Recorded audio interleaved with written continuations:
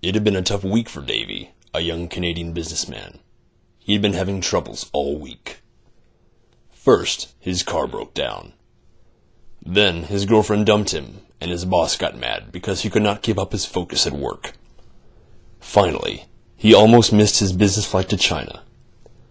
At least he got a break during the long trip, but his troubles were far from over.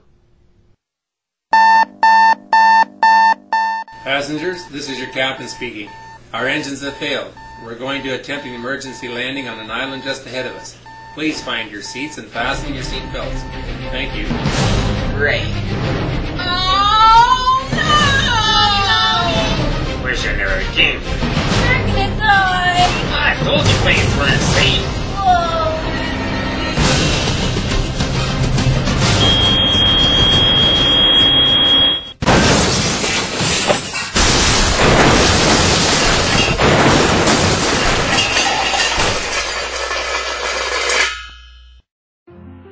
As part of a mandatory emergency protocol, I will call your names and you will answer. I hope you'll answer. Please answer. This is required to ensure all passengers are present and accounted for. Randy Zelokowski? Yes? Richard Huggard? Here. Jimmy McGee? Yes, sir. Davey Jones? Davey? Here? Chris Billings? Yes. Wendy Billings? Here! Ms. Beatrice Barnsworth? She's not here. Somebody help me with the suitcase! As part of a mandatory crash protocol, I am required to set up a form of leadership.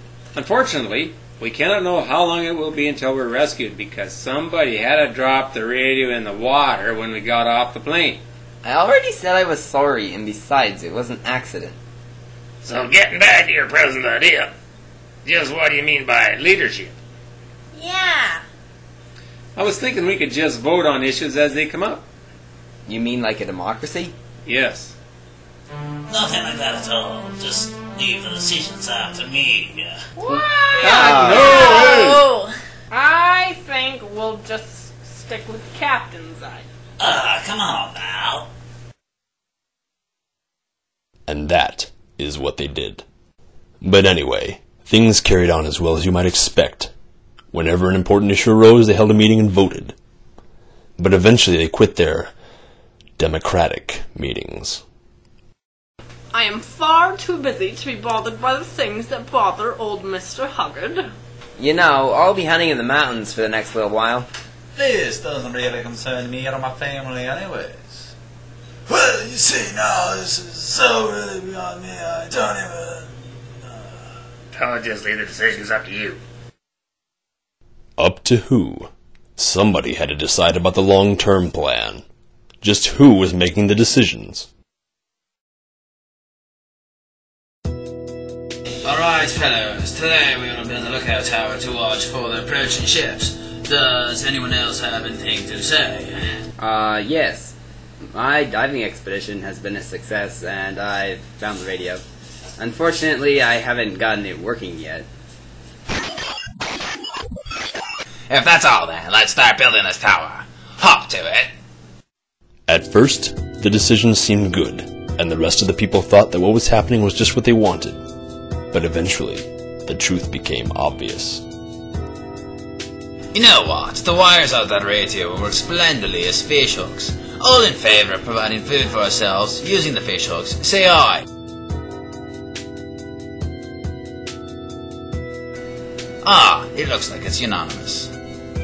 Tonight, I've called this meeting to announce my plans for tomorrow. You shall destroy the far part of the forest and build a shooting range to practice with our bows.